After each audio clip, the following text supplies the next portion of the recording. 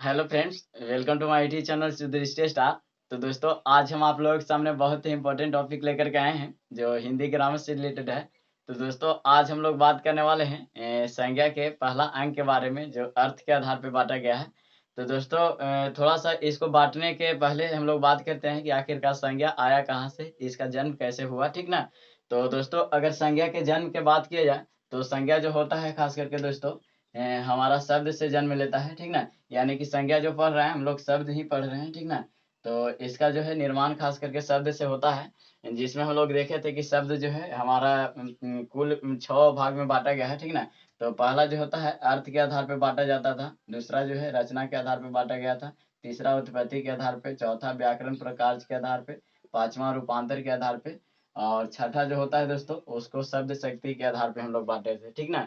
इसको कई लोग अलग से पढ़ाते हैं इसको कि शब्द शक्ति अलग चीज है, इसको हम लोग इंग्लिश में वर्ड पावर के भी नाम से जानते हैं, ठीक ना। तो शब्द शक्ति को हमने बहुत ज्यादा मतलब इस पे विचार किया तो पता चला कि इसको जो है शब्द के प्रकार के ही अंतर्गत रखना चाहिए शक्ति के आधार पे, ठीक ना। तो ये जो है हमारा छठा जो है शब्द शक्ति को खास करके हमारा शब्द के प्रकार में रख दिए गए हैं, मतलब, ठीक ना। तो इसको हम लोग एक्स्ट्रा में हम लोग समझे थे कि शब्द शक्ति किस तरह से कार्य करता है, ठीक ना। तो दोस्तों, ये जो है हमारा शब्द जो 6 भाग में बांटे थे उसमें जो है रूपांतर के आधार पे हम लोग शब्द बांटे थे, जो विकारी और अविकारी के रूप में, ठीक ना। विकारी और अविकारी के रूप में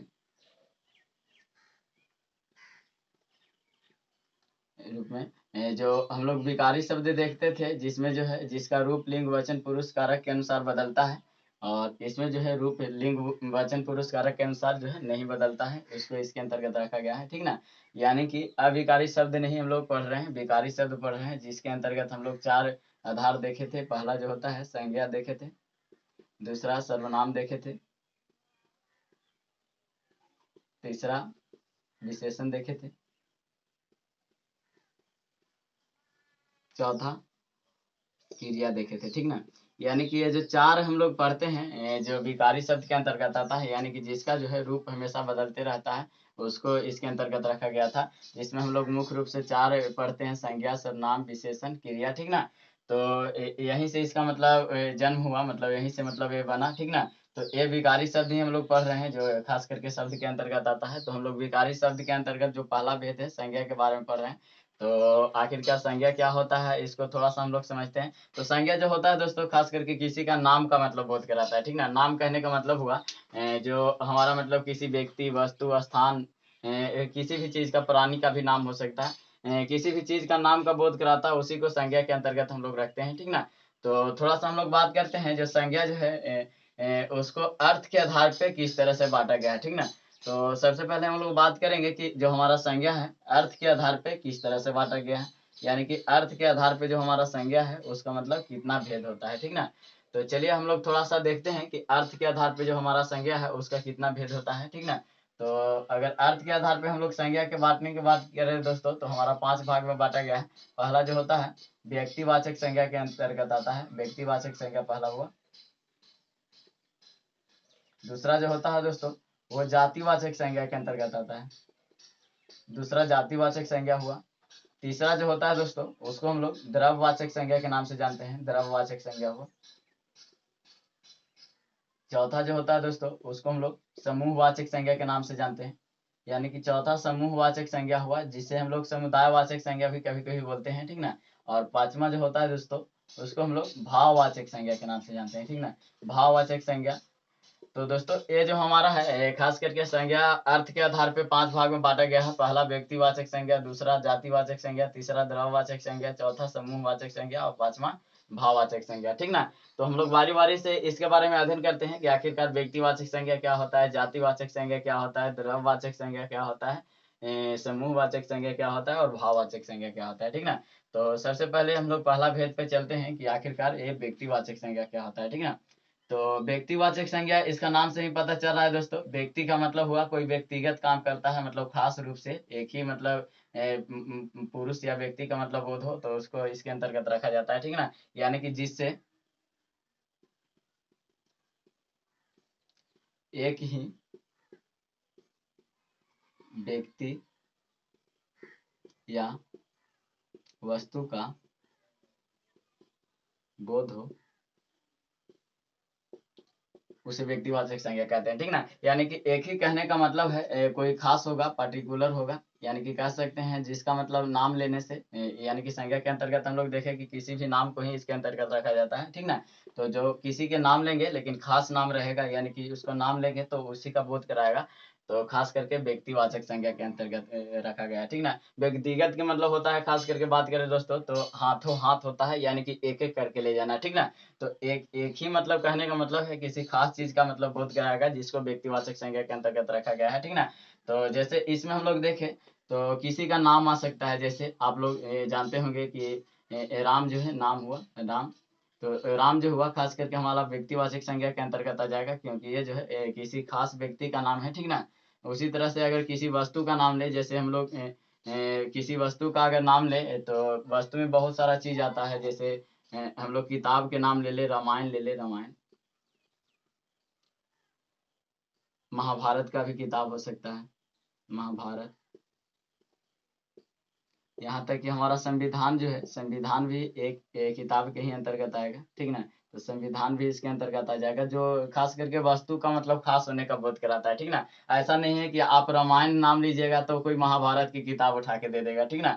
लेकिन यही अगर किताब आप लोग बोलिएगा तो किताब के मतलब रामायण भी आ जाएगा, महाभारत भी और संविधान के भी, सब किताब जो है खास करके आप लोग बोलिएगा कि मुझे एक किताब दो, तो पूछेगा कि आखिरकार कौन सा किताब चाहिए, ठीक ना। तो कौन सा किताब जो आया, मतलब प्रश्न करने पर हम लोग को मतलब जो है उत्तर मिल रहा है रामायण का किताब चाहिए, तो ये जो हम लोग देख रहे हैं खास तौर पर एक ही मतलब किताब का बोध करा रहा है, यानी कि एक ही वस्तु का बोध करा रहा है। जैसे प्राणी के नाम अगर ले, डॉल्फिन मछली के आप लोग नाम सुने होंगे, ठीक ना। डॉल्फिन जो मछली यहाँ पे होती है, ठीक ना। तो डॉल्फिन जो मछली हुई, मतलब मछली का मतलब प्राणी का नाम मतलब यहाँ पे खास तौर पे मतलब बोध कराया जा रहा है। यहाँ पे डॉल्फिन नाम लेंगे तो ऐसा नहीं है कि मतलब व्हेल मछली यहाँ पे आ जाएगी, ठीक ना। तो डॉल्फिन जो हुआ मतलब खास करके इसके अंतर्गत आता है, ठीक ना। और भी कई तरह से जो होता है दोस्तों इसके अंतर्गत आ जाएगा, ठीक ना। जो हमारा ये खास तौर पर एक ही व्यक्ति या वस्तु का बोध कराता है, ठीक ना। तो दोस्तों यहाँ पे बहुत सारा, जैसे कोई लड़की के नाम भी हो सकता है, सीता हो गया, किसी शहर के नाम आप लोग ले सकते हैं, पटना हो गया, दिल्ली हो गया, ताजमहल भी लिख सकते हैं, ताजमहल, ताजमहल जो खास होवे करता है, एक ही होता है, ठीक ना।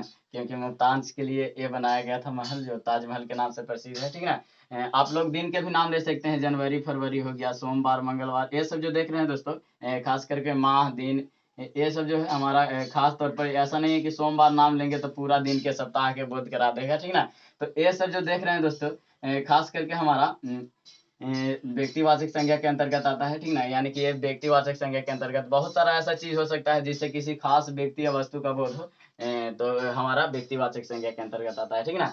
यानी कि इसमें हम लोग किसी एक ही व्यक्ति या वस्तु का मतलब बोध करते हैं, ठीक ना। यानी कि हम लोग नाम लेंगे तो एक ही व्यक्ति या वस्तु का बोध होगा, ठीक ना। तो चलिए दोस्तों हम लोग समझे कि व्यक्तिवाचक संज्ञा क्या होता है, ठीक ना। अब थोड़ा सा हम लोग आगे बात करते हैं जातिवाचक संज्ञा के बारे में, ठीक ना। तो जातिवाचक संज्ञा क्या होता है, इसको हम लोग थोड़ा सा समझते हैं कि आखिरकार ये जातिवाचक संज्ञा क्या होता है, ठीक ना। तो जाति, उसका नाम से ही पता चल रहा होगा कि संपूर्ण जाति होगा, ठीक ना। जाति कहने का मतलब हुआ कि पूरा जाति का मतलब बोध कराए भाई, ठीक ना। ऐसे भी आप लोग जातिवाद बहुत ज्यादा मतलब रहते हैं, जैसे वोट देना है तो अच्छा काम करे चाहे नहीं, मतलब वोट देंगे तो मतलब जाति पर ही देंगे, ठीक ना। तो उसी तरह से जाति जो है संपूर्ण जाति का बोध कराता है, उसको इसके अंतर्गत रखा जाता है, ठीक ना। तो जातिवाचक जो हुआ दोस्तों, अपना जाति भर का मतलब बोध कराएगा, ठीक ना। यानी कि इससे संपूर्ण जाति का पता चलता है, संपूर्ण जाति का पता चलना,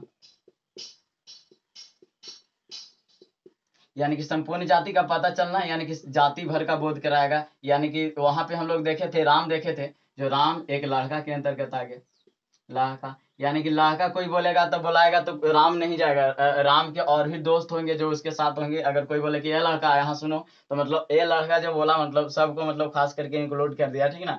तो पूरा लड़का मतलब वहां पे आ जाता है, तो लड़का जो देख रहे हैं संपूर्ण जाति का बोध करा रहा है, जाति भर का बोध करा रहा है, ठीक ना। और इसके अंतर्गत जैसे लड़की आप लोग देखे, लड़की, लड़की लड़की बोलेंगे तो ऐसा नहीं है कि मतलब केवल सीता आएगी, ठीक ना। इसके अंतर्गत बहुत सारी चीज हो सकती है, जैसे आप लोग मतलब मछली के नाम लिए थे, मछली, मछली जो डॉल्फिन आप लोग देखे, मछली जो है हमारा इसके अंतर्गत आ जाएगा। ऐसा नहीं है कि मतलब मछली बोलाएंगे तो केवल डॉल्फिन आएगी या व्हेल आएगी, ठीक ना। तो मछली भी इसके अंतर्गत आ सकती है। और भी कई तरह का मतलब चीज जो हम लोग देखते हैं संपूर्ण जाति का बोध कराता है दोस्तों, ठीक ना। तो इसके अंतर्गत आता है जैसे जानवर इसके अंतर्गत आ जाएगा, जानवर, पशु जिसको हम लोग जानते हैं, ठीक है। फल फूल आ सकता है, फल फूल। कपड़ा आ सकता है, शहर आ सकता है, नगर आ सकता है, महासागर आ सकता है। यानी कि ये सब का नाम लेने से पता चला है कि संपूर्ण जाति का बोध करा रहा है, ठीक ना। यानी कि नगर लेंगे तो ऐसा नहीं है कि मतलब एक टाउन का नाम लिया जाएगा, ठीक ना। यानी कि पटना अगर नाम लिए तो खास हो जाएगा, लेकिन नगर नाम ले रहे हैं तो उससे पता चलता है पटना, दिल्ली जो भी हो खास करके इसके अंतर्गत आ जाएगा। महासागर के नाम ले तो प्रशांत महासागर है, तो ऐसा नहीं है कि मतलब एक महासागर के नाम ले रहे हैं। महासागर बोले तो मतलब जितना भी हमारा महासागर है सब इसके अंतर्गत आ जाता है। शहर बोले तो जितना भी छोटा छोटा हम लोग शहर देखते हैं तो इसके अंतर्गत आ जाएगा, ठीक ना। तो दोस्तों यहाँ पे जो देख रहे हैं संपूर्ण जाति का बोध कराने का काम कर रहा है, ठीक ना। यानी कि जिसका नाम ले रहे हैं, मतलब नाम तो एक ले रहे हैं लेकिन शैतान हजार हाजिर हो जा रहा है यहाँ पे, ठीक ना। जानवर यहाँ नाम लिए तो ऐसा नहीं है कि गाय भी केवल इसके अंतर्गत आ जाएगा, ठीक ना। गाय भैंस कुत्ता बिल्ली जितना भी होता है सब जानवर के अंतर्गत आ गया, ठीक ना। फल नाम लिए तो ऐसा नहीं है कि आम केवल आएगा। तो यानी कि इससे यह पता चलता है कि पूरा संपूर्ण जाति का बोध कराता है, ठीक ना। यानी कि नाम तो एक लेंगे जिससे मतलब पता चलेगा कि इसके अंतर्गत बहुत सारा चीज छिपा हुआ है, ठीक ना। तो दोस्तों ये जातिवाचक जो था खास करके हमारा संपूर्ण जाति का पता चलता है इससे, ठीक ना। यानी कि इसके अंतर्गत खास करके जाति भी जो है खास करके इसके अंतर्गत आ जाएगा, क्योंकि हम लोग जातिवाद बहुत ज्यादा रहते हैं। अहीर दुसाध चमार ये सब जो देख रहे हैं खास करके हम लोग जाति में कैटेगरी बांट देते हैं, ओबीसी या बीसी ओबीसी ये सब जो देख रहे हैं खास करके जो हमारा जाति का ही मतलब अथी बांट देते हैं, ठीक ना। तो पूरा जाति का मतलब बोध कराता है, उसको जातिवाचक के अंतर्गत रखा जाता है। जादव लेंगे तो जादव में भी लगभग 16 तरह के जादव होते हैं, ठीक ना। तो उस तरह से जो मतलब बांटा गया है हमारा जाति का बोध कराया, ठीक ना। तो जो हमारा जाति का भर का बोध कराता है उसको जातिवाचक के अंतर्गत रखा गया है, ठीक ना। तो दोस्तों यहाँ पे हम लोग थोड़ा सा बात करते हैं अब तीसरा जो है हमारा भेद द्रववाचक के बारे में, ठीक ना। तीसरा द्रववाचक। द्रववाचक द्रववाचक थोड़ा सा कई लोगों के मन में कंफ्यूजन हो रहा हो कि द्रववाचक किसके अंतर्गत मतलब इसको क्या मतलब कहना चाह रहा है। तो द्रव देखिए दोस्तों, द्रव दो तरह से होता है। पहला जो द्रव एक देखते हैं, द्रव ऐसे लिखाता है, एक द्रव ऐसे लिखाता है, ठीक ना।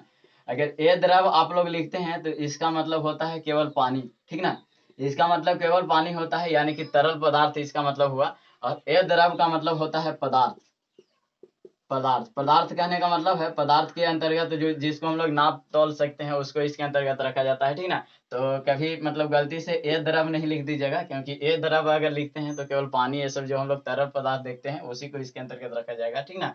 तो हम लोग पदार्थ को इसके अंतर्गत रखते हैं, ठीक ना। यानी कि पदार्थ जो है जिसे या तो मापा या तो तोला जाए, ठीक ना। जिसको मापा या तौला जाए उसको इसके अंतर्गत रखा जाता है। यानी कि द्रववाचक संज्ञा उसको कहते हैं जिसको हम लोग माप या तौल सकते हैं। जैसे आप लोग बात कीजिए सोना चांदी देखते हैं, सोना चांदी, सोना चांदी, सोना और चांदी ये सब कोई ये नहीं कहेगा कि हमको 5 गो सोना दे दो, ठीक ना। इसको क्या करेगा, इसको तौलेगा आगे कि 5 ग्राम चाहिए, 10 ग्राम चाहिए, ठीक ना। तो सोना को तौल करके देता है, चांदी को भी तौल करके देता है। तो इसमें देख रहे हैं तौल करके दे रहा है। आप लोग मतलब कपड़ा मांगिएगा, कपड़ा किसी से तो कपड़ा मतलब जैसे मांग रहे हैं कि 10 मीटर कपड़ा चाहिए, ठीक ना, 10 मीटर। तो 10 मीटर जो कपड़ा हुआ यहाँ पे हमारा जो है मापने का मतलब बोध कराया। जैसे कई लोग तो ऐसे भी कि अभी 10 किलोमीटर और बचे हैं, ठीक ना। 10 किलोमीटर रास्ता जो हुआ हमारा रास्ता जो इसके अंतर्गत आ जाएगा। और भी मतलब आटा गेहूं चावल जो देखते हैं, आटा गेहूं चावल तेल घी लहसुन भी इसके अंतर्गत आ जाएगा, लहसुन हल्दी। यानी कि दोस्तों जिसको हम लोग खास करके नाप या तौल सकते हैं उसको इसके अंतर्गत रखा जाता है। इसी तरह से मतलब बहुत सारा ऐसा चीज हो सकता है जो मतलब इसी प्रकार से होता है जो हमारा मापा या तौला जाए उसको इसके अंतर्गत रखा जाता है। दोस्तों इसमें कई लोगों के ऐसा मतलब कंफ्यूजन रहता है कि जो हमारा सेव है, सेव सेव को हम लोग किसके अंतर्गत रखे, द्रववाचक संज्ञा के अंतर्गत रखे या तो मतलब जातिवाचक के अंतर्गत रख दे। मतलब कई लोग का मतलब ऐसा कंफ्यूजन चलते रहता है, ठीक ना। तो ये जो देख रहे हैं दोस्तों सेब जो हुआ खास करके फल का नाम होता है, अगर नाम लीजिएगा तो ये व्यक्तिवाचक संज्ञा के अंतर्गत आ जाता है, ठीक ना। लेकिन अगर बात करें तो सेव जो होता है, अगर कोई अगर 10 केजी सेव बोल देता है, 10 केजी सेव, तो 10 केजी सेव अगर कोई बोल दिया तो 10 केजी सेव जो हुआ इसका क्वांटिटी के साथ मतलब दर्शा दिया, मतलब कि इतना मतलब क्वांटिटी में हमको सेव चाहिए। तो ये 10 केजी जो सेव हुआ दोस्तों, खास करके हमारा द्रववाचक संज्ञा के अंतर्गत आ जाए, ठीक ना। 1 2 4 मतलब गिन करके अगर बोलता है कि 10 सेव चाहिए, तो हमारा जो सेव हुआ मतलब खास करके वो संख्या का मतलब बोध करा रहा है, तो जो हमारा हुआ अलग चीज हुआ, ठीक ना। लेकिन अगर ये 10 केजी जो बोल रहा है द्रववाचक संज्ञा के अंतर्गत आ जाए, ठीक ना। उसी तरह से जो हम लोग देखे सोना चांदी ये सब को भी तोलते हैं, आटा गेहूं, ठीक ना। तो ये जो देख रहे हैं दोस्तों, मतलब हम लोग जिसको मतलब नाप या तौल सकते हैं उसको इसके अंतर्गत रखा गया है, ठीक ना। तो द्रववाचक संज्ञा हम आशा करते हैं कि आप लोगों को इसमें दिक्कत नहीं होगा, ठीक ना। तो इसमें देख रहे हैं दोस्तों, जो हमारा मतलब दिस इज एन एप्पल लिखते थे, तो दिस इज एन एप्पल जो वहां पे खास करके एक एप्पल था, इसलिए मतलब वो गिना जा रहा था, तो एन मतलब उसको लिख दिए, ठीक ना। इसमें खास करके हम लोग उसको रखते हैं जो गिना नहीं जा सके, ठीक ना। तो जो हमारा 10 केजी अगर सेव के बात करें तो 10 केजी सेव नहीं गिना जाएगा, ठीक ना। तो यहाँ पे जो देख रहे हैं द्रववाचक जिसमें मापा या तौला जाए उसको इसके अंतर्गत रखा जाता है, ठीक ना। अब थोड़ा सा हम लोग आगे बात करने वाले हैं समूहवाचक संज्ञा के अंतर्गत, ठीक ना।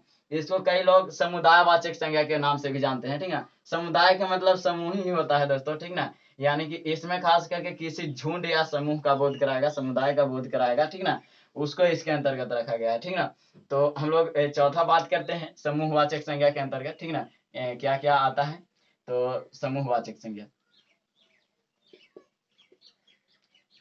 तो समूहवाचक संज्ञा की अगर बात किया जाए तो इसका नाम से ही पता चल रहा है, जिससे समूह भर का बोध होता है। समूह कहने का मतलब है उसका मतलब जो है पूरा ग्रुप आ जाएगा, तो इसके अंतर्गत रखा जाता है, ठीक ना। तो समूहवाचक संज्ञा के अंतर्गत हम लोग बोल सकते हैं जिससे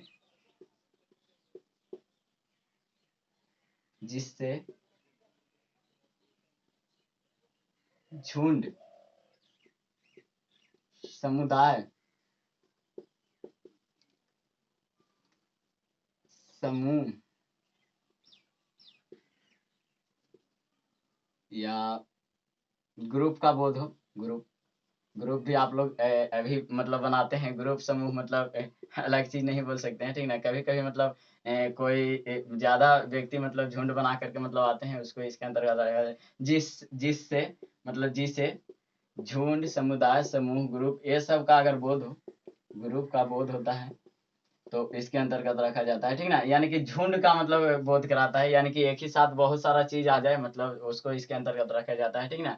यानी कि दोस्तों इसके अंतर्गत हम लोग बहुत सारा चीज देखते हैं। जैसे देखिए, आप लोग ऐसे खिलाड़ी जानते होंगे, खिलाड़ी अगर केवल लिख दिया जाए, खिलाड़ी, खिलाड़ी लिखिएगा तो आप लोग समझिएगा कि खिलाड़ी का मतलब हुआ इसको जातिवाचक संज्ञा के अंतर्गत रख देना चाहिए, ठीक ना।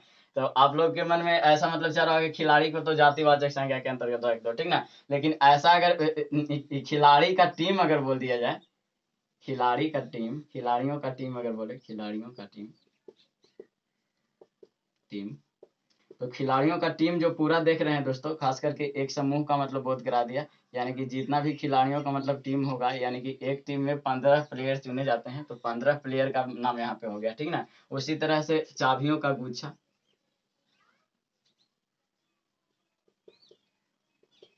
गुच्छा, इसके अंतर्गत आर्मी जो हम लोग देखते हैं, खास करके आर्मी, सैनिक, आप लोग क्लास जानवे करते होंगे, जो वर्ग आप लोग बोलते हैं कि वर्ग जो वर्ग में बांटा गया है, विद्यार्थी का मतलब वर्ग होता है, तो इसके अंतर्गत आ जाएगा। कहीं पे समूह मतलब जुटा हुआ है, ग्रुप भी आजकल मतलब चलता है, देखते हैं आप लोग ग्रुपिंग भी करते होंगे, ठीक ना। तो समूह जहाँ पे हम लोग देख रहे हैं, जैसे आप लोग मतलब अंगूर का मतलब झुंड देखते होंगे, अंगूर का गुच्छा, अंगूर का गुच्छा, अंगूर का गुच्छा बोल दिए तो उसमें एक अंगूर नहीं आएगा, मतलब उसमें हम लोग को मतलब गिनना मतलब संभव होता है, फिर भी मतलब बहुत सारा मतलब अंगूर का बोध करा देता है। तो खास करके वैसा चीज जो हम लोग खास करके समूह का बोध करते हैं दोस्तों, तो हमारा समूहवाचक संज्ञा के अंतर्गत आता है। यानी कि जिससे बोलने से मतलब ये पता चले कि पूरा मतलब समूह का बोध करा रहा है, ठीक ना। तो जिससे पूरा समूह का या झुंड का, समुदाय का मतलब बोध हो, उसको इसके अंतर्गत रखा जाता है, ठीक ना। आजकल तो लोग मीटिंग भी करते हैं जिसमें समूह मतलब आता है, ठीक ना। कई लोग भाषण करते समय जो हमारा मतलब जनता उसके अंतर्गत आता है, जनता जो हम लोग पब्लिक के नाम से जानते हैं, ठीक ना।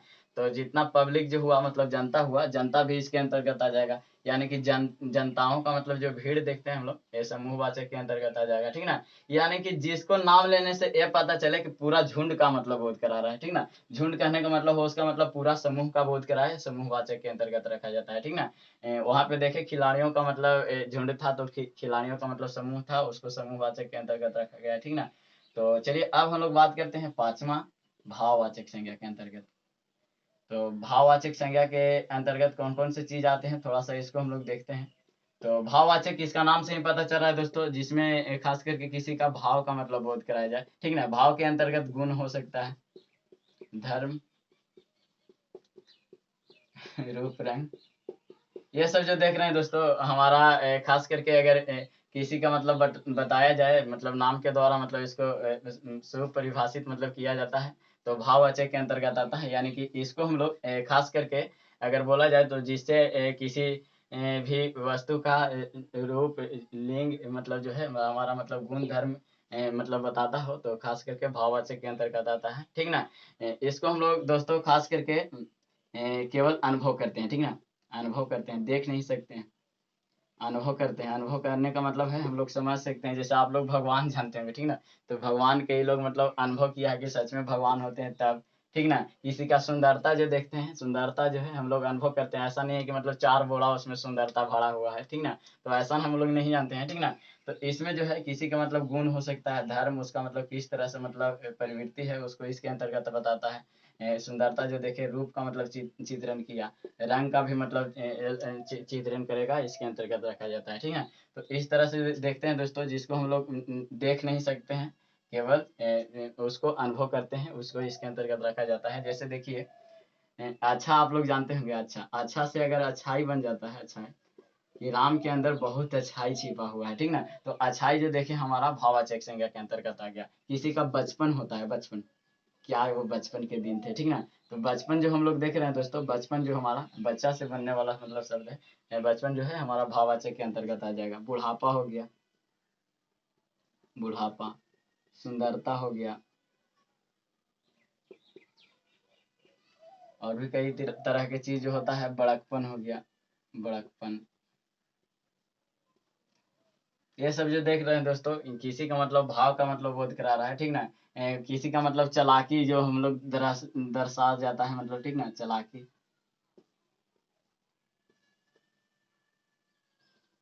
निजीपन, अपनापन,